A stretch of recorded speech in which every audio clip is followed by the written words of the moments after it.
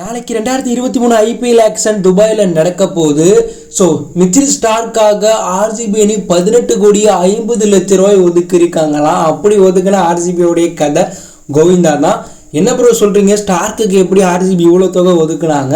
CSK Mi அணி Jio cinema வச்ச ஆக்ஷனில் யார் யாரை வாங்கியிருக்காங்க? ஸோ உண்மையாக சிஎஸ்கே மும்பை ஆர்சிபி அணி ஆக்ஷனில் யார் யாரை வாங்க வாய்ப்பு இருக்குது, யார் யாரை டார்கெட் பண்ணுவோம் அப்படிங்கிறத பற்றி தான் பார்க்க போகிறோம்.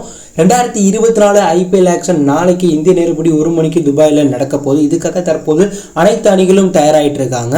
இப்படிப்பட்ட சமயத்தில் ஜியோ சினிமாவில் ஆர்சிபி, சிஎஸ்கே, மும்பை, ஜிடின்னு 10 அணிகளுக்கு விளையாண்ட முன்னாள் வீரர்களை வைத்து மார்க் ஆக்ஷன் அப்படின்னு பார்த்தீங்கன்னா போலியான ஆக்ஷன் நடத்தியிருக்காங்க. இதில் சிஎஸ்கே அணியை சேர்ந்த சுரேஷ் ரெய்னா தரமான சம்பவம் பண்ணியிருக்கார். ஆர்சிபி அணி மோசமான சம்பவம் பண்ணியிருக்காங்க. ஃப்ரெண்ட்ஸ், ஆர்சிபியோடைய முன்னாள் பயிற்சியாளர் மைக்கசன் தான் இந்த ஆக்ஷனில் கலந்துக்கிட்டார். இதில் மிச்சில் ஸ்டார்க்கை எடுக்க 18,50,00,000 செலவு பண்ணி வாங்கியிருக்கார் முன்னாள் ஆர்சிபி பயிற்சியாளர் மைக்கசன். ஸோ அவரை அவ்வளோ கோடி கொடுத்து வாங்கினா ஆர்சிபி அணிக்கு தேவையான பேக்கப் வீரர்கள், பார்ட் டைம் பவுலர்கள், ஏன் ஸ்பின் பவுலர்கள் கூட ஆர்சிபி அணி வாங்க முடியாது. மிச்சர் கூட ஆர்சிபி அணி கெத்தாக சாப்பிட முடியாது. ஏன்னா ஸ்டார்க்குக்காக அவ்வளோ கோடிக்கு ஆர்சிபி அணி போனால் ஆர்சிபியுடைய கதை கந்தல் தான். ஆனால் முன்னாள் பயிற்சியாளரே இவ்வளோ கோடி கொடுத்து ஸ்டார்க்கை வாங்குறதுனால ஆர்சிபி அணி 20 கோடி கொடுத்த மிச்சில் ஸ்டார்க்கை வாங்க வாய்ப்பு இருக்குது அப்படிங்கிற மாதிரி கொளுத்தி போட்டுட்ருக்காங்க. இதை விட தலைவன் சுரேஷ் ரெய்னா வேற லெவலில் செய்கை பண்ணியிருக்கார். சுரேஷ் ரெய்னா இந்த ஆக்சுவலில் சிஎஸ்கே அணிக்காக கலந்துக்கிட்டு மனிது கசரங்காவை 8,50,00,000 கொடுத்து வாங்கியிருக்கார்.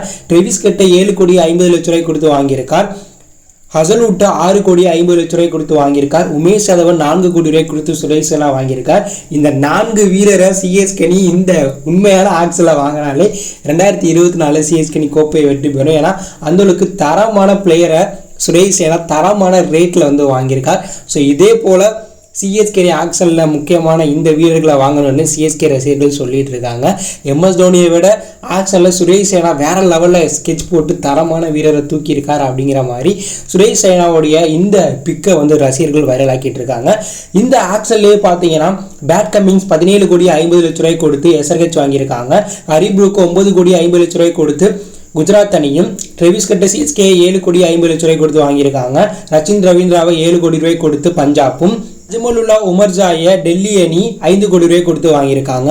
இதில் பஞ்சாப் அணி சர்துல் தாக்கரை 14 கோடி ரூபாய் கொடுத்தும், கொல்கத்தா அணி மதுசனக்காவை 10 கோடி ரூபாய் கொடுத்தும், எஸ்ஆர்ஹெச் அணி பேட் கமிங்ஸை 17,50,00,000 கொடுத்தும், ஜிடி அணி சரால் கோசியை 18 கோடி ரூபாய் கொடுத்து வாங்கியிருக்காங்க. இது ஒரு போலியான ஆக்ஷன் தான். இருந்தாலும் நாளைக்கு நடக்க இருக்கக்கூடிய ஆக்ஷனில் இந்த வீரர்களை உண்மையான அணிகள் வாங்கக்கூட வாய்ப்பு இருக்குது.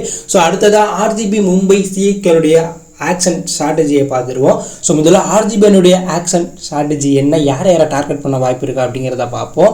ஸோ முன்னாள் பயிற்சியாளர் டார்கெட் பண்ண மாதிரியே ஆர்சிபி அணி மிச்சில் ஸ்டார்க்கை டார்கெட் பண்ணுவாங்க. ஆனால் மிச்சில் ஸ்டார்க்கை 10 கோடி ரூபாய்க்கு மேலே கொடுத்து ஆர்சிபி வாங்கினா அது ஆர்சிபி அணிக்கு ஒரு மோசமான ட்ரேடாக இருக்கும். ஏன்னா அவரை விட்டுட்டு இளம் வீரர்களை பார்த்தீங்கன்னா ஆர்சிபி அணி டார்கெட் பண்ணலாம்.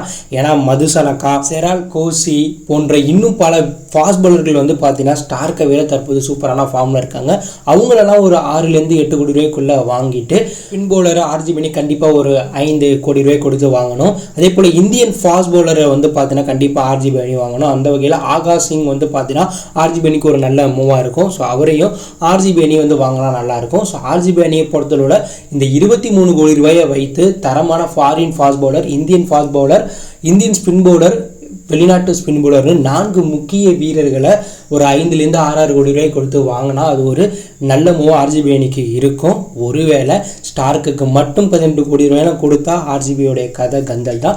ஸோ அடுத்ததான் எம்ஐ அணியோடைய ஆக்ஷன் ஸ்ட்ராட்டஜியை பார்ப்போம்.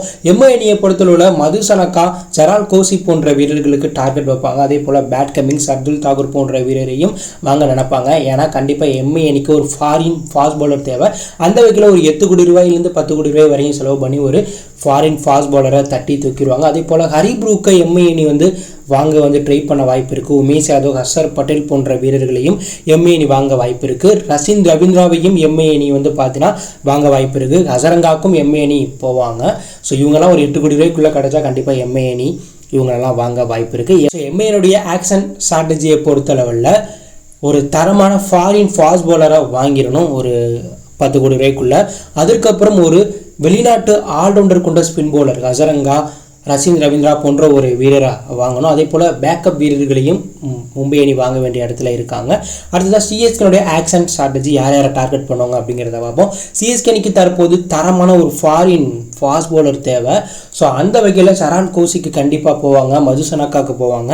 ஆனால் ஹசல்வுட் வந்து பார்த்தீங்கன்னா இந்த ஆக்ஷனில் யாருமே கண்டுக்க மாட்டாங்க. ஏன்னா அவர் ஐபிஎல்லில் முதல் பாதி விளையாட மாட்டாராம்.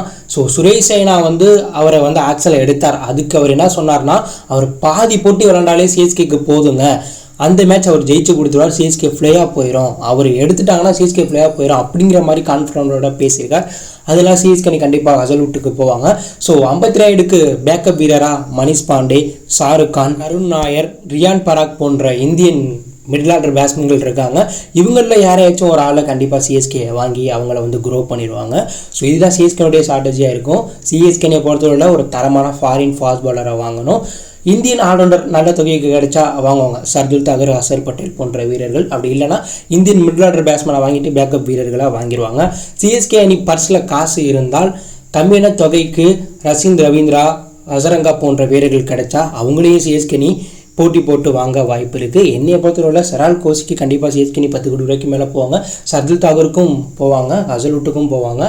ஸோ இதுதான் என்னுடைய கணிப்பாக இருக்குது. ஸோ நீங்கள் சொல்லுங்கள் ஃப்ரெண்ட்ஸ், போலியாக நடத்தப்பட்ட ஆக்ஷனில் சுரேஷ் ரெய்னா வேறு லெவலில் சிஎஸ்கே அணிக்காக 4 தரமான பிக் பண்ணியிருந்தார். ஸோ அந்த 4 பேரையும் சிஎஸ்கே அணி உண்மையான ஆக்ஷனில் எடுத்தால் நல்லா இருக்குமா?